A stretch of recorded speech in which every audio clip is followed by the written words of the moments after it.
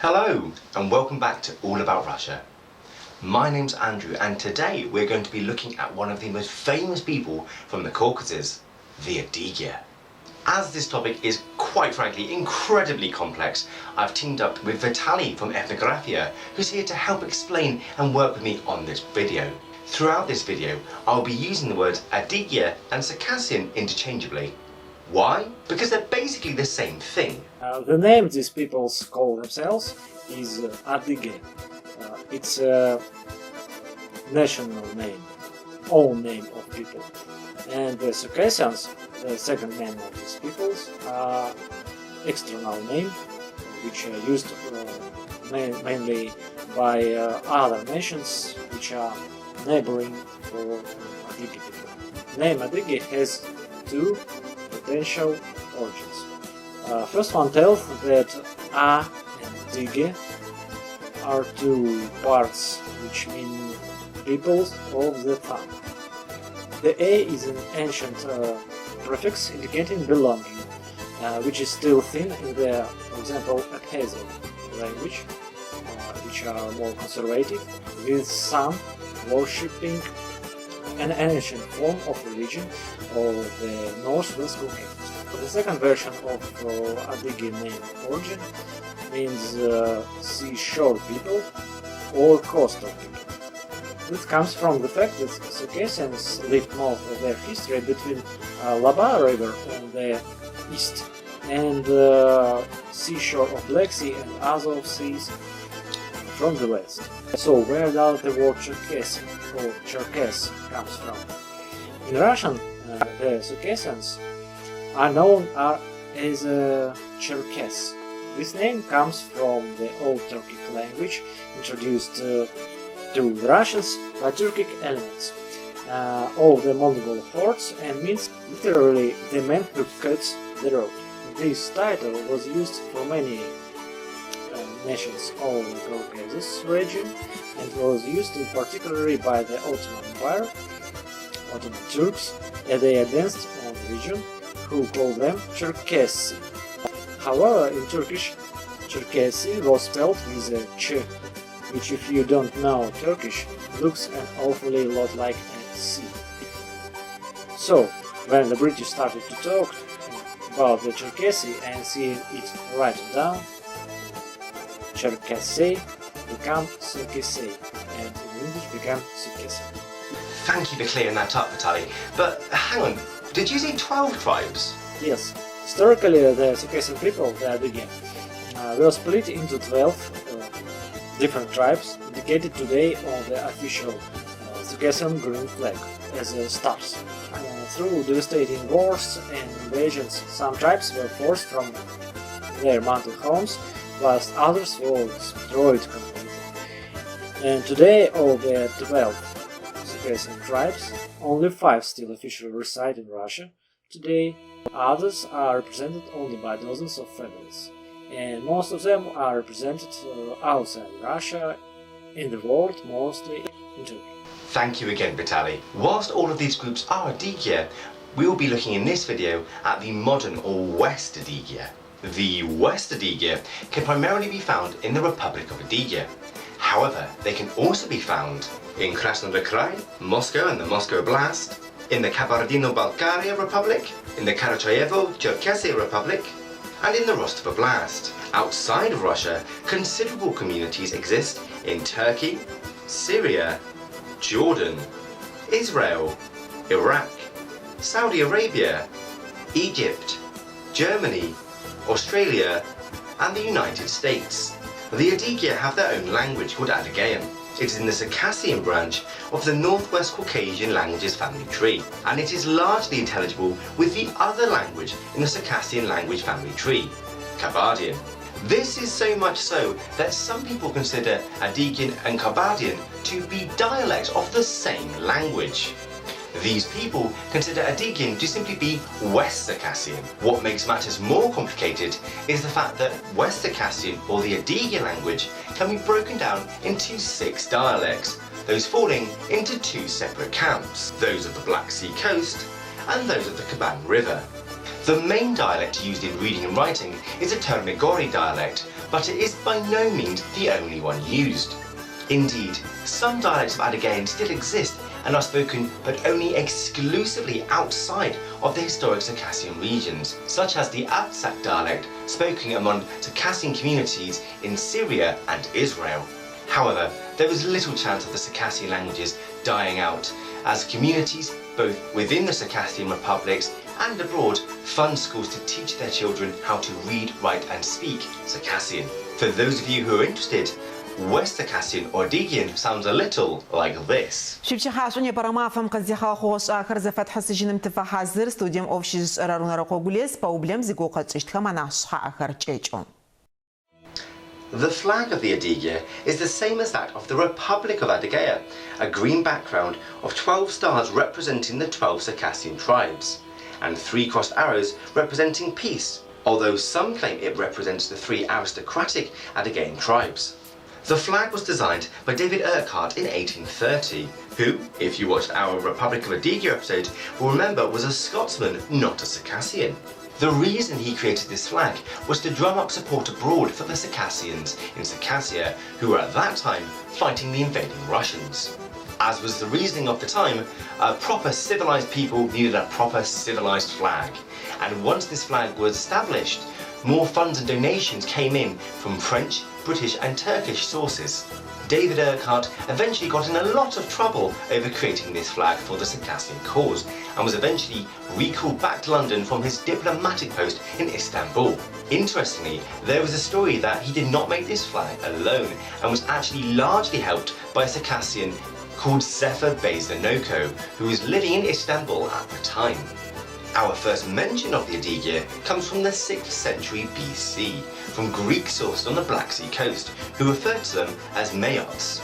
However, archaeological evidence suggests that Circassians have been living in the northern Caucasus since at least 3000 BC, as evident from the Makop culture. The evidence suggests that they lived in tribal communities and often were in conflict with neighbouring tribes. What is interesting about these early Circassian tribes is that some were highly democratic, whereas others had an aristocratic, almost feudal base. The reason for this split is not quite clear, and it may have something to do with contact from the Greek city-states on the coast, or it may be inherent to highland societies, as many of the Circassians at the time lived in the highlands of the northern Caucasus. As before stated in the Abkhazian video, Christianity began to spread among the people of the northern Caucasus during the 1st and 3rd century AD. This was largely due to the Roman Empire using the Black Sea coast as a place of exile for Christians. However, many Circassians adhered to their ancient religion and would do so for many more centuries to come. The beginning of the 4th century AD saw a time of pressure put upon the Circassian peoples as waves of invaders began to arrive. Invaders from the north and from the east swept down into the Caucasus, beginning with the Bulgars in the 4th century and ending with the Khazars in the 7th. This pressure from outside forces forced some Circassian tribes to submit, whilst others fled further west into the mountains. Archaeology from the time suggests famine may have been another cause for this migration westward. In the late 7th century, as vassals of the Khazars, Circassians paid tribute, however were left largely autonomous in their own communities. These Adyghian peoples played a role in deterring the Arab invaders in the same century. However, with the collapse of the Khazar Khanate in the 10th century, the numerous and divided Circassian tribes fell under the influence of various peoples, swaying between Georgian, Alan, Byzantine and even Genoese influence. In fact, this last group, the Genoese, are credited with making the Circassians infamous worldwide as slaves. The men for fighting soldiers in the army, and the women for the harems of the Middle East. Despite this, however, slavery among the Circassian peoples was in relatively low numbers. The Circassian people came into contact with the Mongols in 1280 AD, after the Mongols had overrun the Georgian kingdom. Indeed, from this pressure from Mongol forces, there was actually a flight further west again. As before, the Circassians paid tribute to their overlords, but were largely left alone. This allegiance to the Mongols followed with them up until the collapse of the Mongol Empire, at which point the Circassian tribes then paid fealty to the Golden Horde to the north. This is most notably seen in 1395, when Tamerlane invaded the Circassian lands, burning and pillaging the land and punishing the Circassians for their support of the Khan of the Golden Horde, Toktamish. After this punishing raid, the Circassian people began to split and form sub-ethos groups, most notably the Kabardians. We will of course explain this more in a future episode. As the power of the Golden Horde waned, the Circassian tribes began to assert themselves more and more independently in regards to political and economic matters. However, they remained a divided people, split by religion, geography, and by blood feuds, being preyed upon by their neighbours in terrible slaving raids. Whilst the Genoese may have popularised the idea of the Circassian slave, it was the Khans of Crimea who developed the slave trade to a horrifying level. Regular, devastating raids into the Circassian lands, where whole villages were abducted for the slave markets of the Middle East, caused a huge rift and massive resentment against the Crimean Tatars. Naturally, in the face of these devastating raids, the Adyghe began looking for new allies. In 1552, Adyghe soldiers were present at the fall of Kazan as part of a diplomatic exchange to build an alliance with the growing power of Muscovy, later to be the Tsardom of Russia. The Grand Duchy suffered similarly from the Crimean Tatar raids, and thus they made natural bedfellows. It is interesting to note that whilst Islam had been present in the Caucasus since the time of the Arab conquest in the 7th century, it had never made huge inroads with the Circassian people, and they remained in the 16th century at least a Christian sea surrounded by hostile Muslim forces.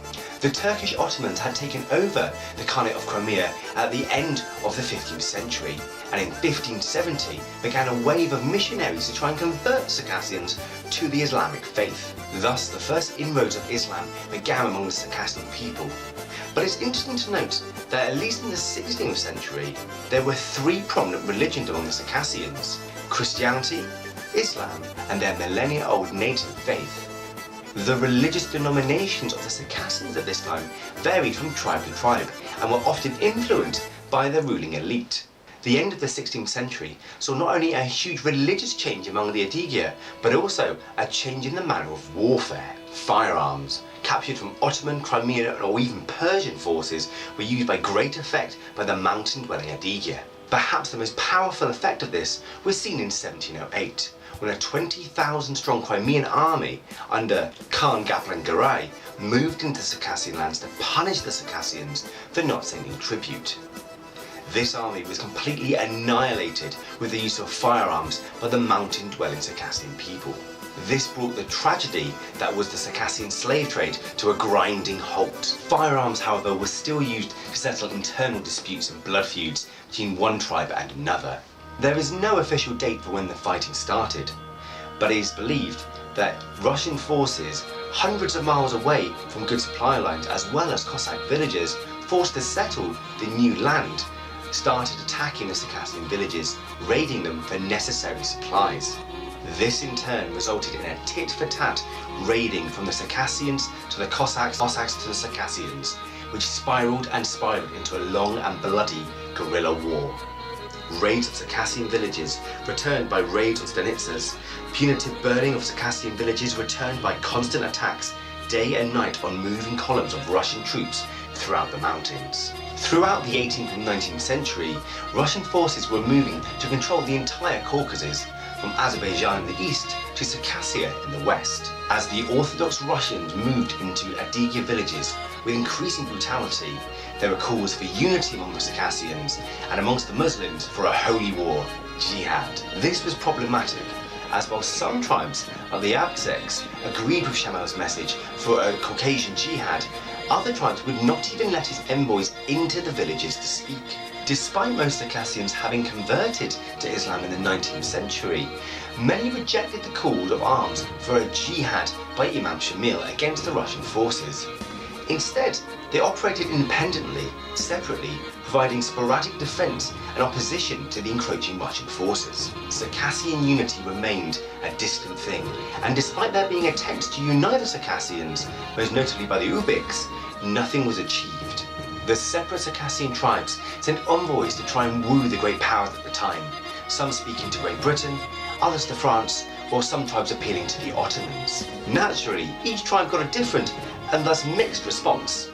All three powers at various times implored the Circassians to fight. The British are going so far as to raise money and supply a national flag to try and unify the Circassians into an anti-Russian force. However, as the great powers' interests with Russia became more agreeable, their support for the Circassians waned, and they were ultimately left to their fate. One by one, the people of the Caucasus fell before the Russian army. In 1857, Dmitry Milyutin, a field marshal in the Tsarist armies, devised a plan for the Circassians. Each Circassian tribe was given three options. They could surrender, they would be disarmed, moved with their families north of the Kuban River and settled amongst loyal Cossack and Russian military forces. Or they could choose to emigrate to the Ottoman Empire to leave their ancestral homes. If neither of those choices appealed to them, the third was left, to face utter destruction. As each tribe was separate, they each chose a separate fate. Of the 5 Circassian peoples that can be found in the Russian Federation today, the vast majority are the descendants of those Circassian tribes who opted for peace. These tribes, whilst they survived, were not treated well, and the Shapsugs, were not allowed to even return to their ancestral land until 1880. Interestingly, the geography of the modern Adyghe is actually the direct outcome of the Circassian Wars. For example, all of the Circassian republics exist inland, away from the sea, and are surrounded by either Russian or other ethnic groups from the Caucasus. The mass movement of Circassians north of the Kuban River had an interesting effect as well. Traditionally, the Circassian tribes had been independent of each other, some living in the lowlands and others in the highlands. However, those who accepted peace were all moved north of the Kuban River, leading to a lot of mixing and blending of the tribes. The modern Adyghe today are the result of both highland tribes as well as lowland tribes who were forced to live together. Naturally, you might be asking, but why? With the musket-armed Circassians living high in the mountains ever surrender? There are 2 overarching reasons. The first is that the level of brutality was so much so that the only way for these peoples to survive were to accept defeat and be moved north of the Kuban River. The level of brutality involved in the attack on the Circassians had not been seen since the time of the Mongols. The second reason is that, as we mentioned earlier, not all of the tribes were democratic. Several of the aristocratic tribes who wanted to maintain their own power structure were content to be moved north of the Kuban, as the Russians were not interested in changing the dynamic makeup of the tribes. While some tribes did accept peace and move north of the Kuban River, many more refused. The Ottoman Empire invited Circassians to Islamify parts of their empire which were dominated by Christian populations. However, despite the warm welcomes and invitations from the Ottoman Caliph, the ships that took them there were coffin ships, with many dying en route.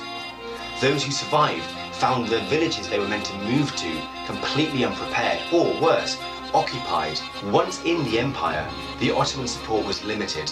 It quickly became clear that the Ottomans saw the Circassians as a means to an end, simply placing them in areas where they were worried about Christian rebellions taking place. Despite this, over the years, several prominent politicians and leaders have risen from the Adyghe communities of the Ottoman Empire. The Circassian community have played key roles in the development of Egypt, Jordan, and naturally Turkey. Those tribes that did not flee or surrender were exterminated. The numbers of some tribes were brought so low they ceased to be their own entity and were absorbed by larger tribes or simply wiped out to a man. Among the Circassian communities of the world, this time period is seen as the genocide of their people. And despite international pressure, has only been acknowledged by one country, Georgia. The Circassian republics of the Russian Federation have petitioned not only the Duma, but also the European Union to recognize the events of this time as a genocide, something which they have refused to do. Following the end of hostilities in the Caucasus by 1864, hundreds of thousands of Adyghe were either dead, displaced, or rendered placid by Tsarist authorities. From this point onward, a policy of Russification was taken towards the Adyghe. However, due to the distance from Moscow to Circassia, as well as the disarming of the population, this was not undertaken as viciously as it was with other minorities. As such, by the turn of the century, while some Adyghe did in fact speak Russian, many still spoke their native language, and whilst officially banned, they did in secret teach it to future generations.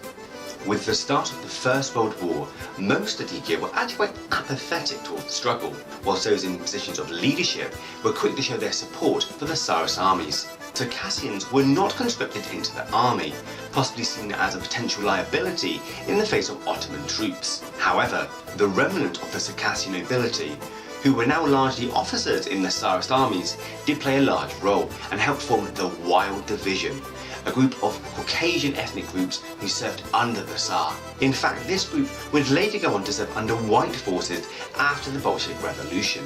With the coming of the Bolsheviks in 1917 and the disintegration of the Tsarist Empire, a divide appeared among the Circassian peoples.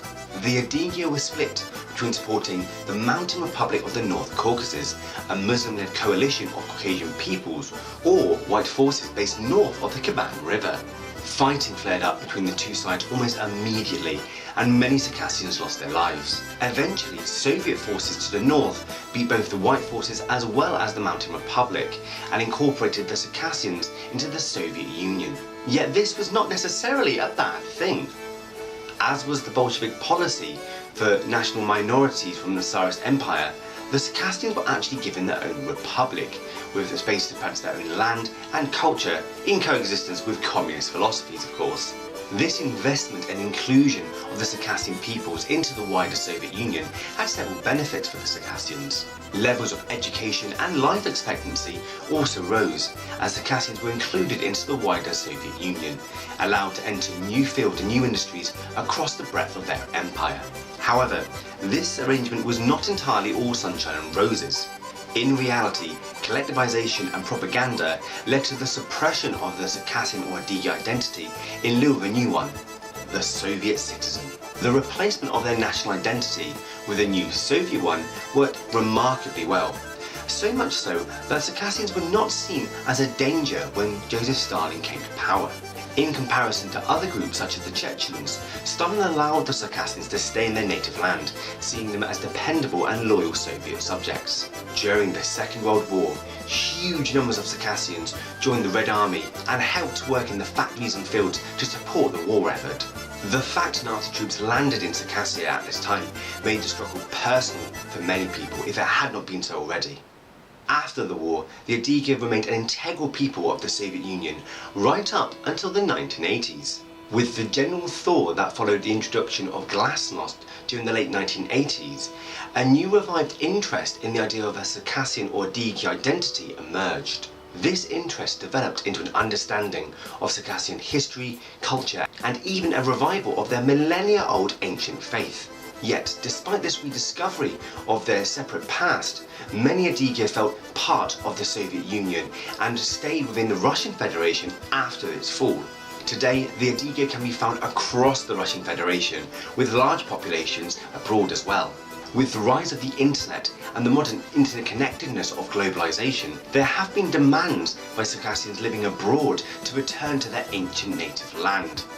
A demand that several countries, such as Russia, Jordan and Turkey, are reluctant to agree to. In fact, the legacy of Russian-Circassian relations has been a cause of discontent, as well as controversy. During the 2014 Winter Olympics held at Sochi, several Adyghens protested that the Games should not take place in that city.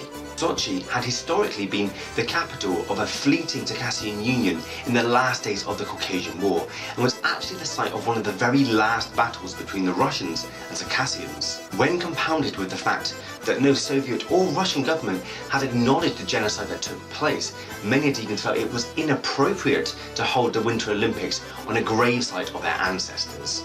As before mentioned, the Adyghe are largely Muslim with a significant Christian minority. Yet, in addition to these two religions, they also have their native faith, called Kabze, which roughly translates to the language of the universe. This religion is millennia old, and the core tenets are to follow a good life, so that your soul, your psa in Circassian, can be sent up to your ancestors and they will look proudly on your actions. Your ancestors will share in either elation or remorse at your life choices. Thus, those who follow Kabze strive to lead a fantastic and noble life, not for themselves, but for their ancestors as well. The origins of this religion seem to have root in the national epic of the Circassian people, the Naht saga. As before stated, the societal structure of each Adyghian tribe varies from one to another. Some tribes were aristocratic, other tribes were democratic. However, each of these groups had blood feuds and a raiding lifestyle in common, something seen among many of the people of the Caucasus. That's still a thing, isn't it, Vitaly? No, modern Adyghe or Circassians live perfectly normal lives.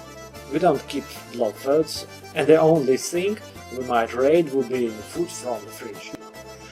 Speaking of food, Circassian food is rich and reflects the changing seasons of the mountains, if we speak about mountain Circassians. And mutton and soft cream based dishes in the autumn-winter, and vegetable and dairy products in the spring or summer. Indeed, Circassian cheese is rated among the best of all the North Caucasus for its mild texture. Circassians eat cheese boiled or in pie. Their many dishes, including beef in sauce cream sauce. It's mostly Kabardins do such kind of dishes. Kabardins who live on the plains of the central North Caucasus. In the West Caucasus, it's mostly chicken sauce, and they all use cheese and corn paste. Corn paste instead of classic bread from the grain. Ooh, that sounds delicious. Aside from the food, the clothing of Circassian people is very striking. We are speaking of traditional wearings, which used on their holidays mostly. As with other Caucasian groups, the women traditionally wear silk or velvet dresses, but unlike other ethnic groups in the Caucasus, they will only wear whites, or reds, or blacks and browns. Mostly reds and whites, because it's some kind of aristocratic style. The patterns of these dresses are handmade with golden embroidery and take a great deal of time to create. Sometimes in 6 months to suit such kind of dress. And those they are mainly worn on national holidays. Circassian menswear was traditionally a military dress. This consisted of trousers, belts, shirts, an overcoat jacket when not worn for battle, as well as several ornamental tubes traditionally holding gunpowder. An essential piece of ornament for any Circassian man are weapons. Traditionally, they will have 2 weapons on them, a dagger and a long sheathless sword called a shashwa. As with women's wear, the colours would normally be restricted to reds, blacks and browns, with the aristocracy exclusively wearing white. Whatever they fancy, even green, they are just common people, just Russians, as we all know. There's no so much difference between other Russian people and other modern people in the country, even in villages, even in mountains. One of the most notable aspects of Circassian culture is their dancing. The nearest thing I could find is it's a bit like flamenco, but more boisterous. Let's take a look.